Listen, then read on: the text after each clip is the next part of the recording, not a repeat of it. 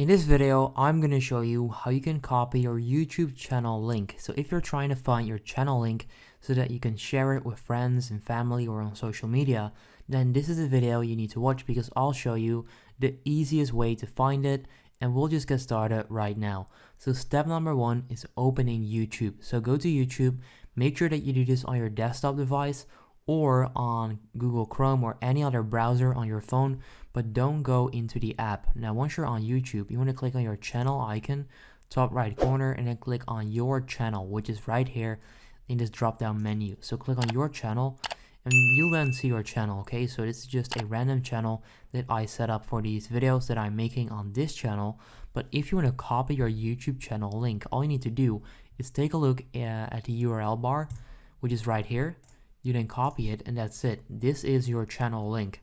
Okay, so if you want to, you can remove view as subscriber. So you can remove that if you want to.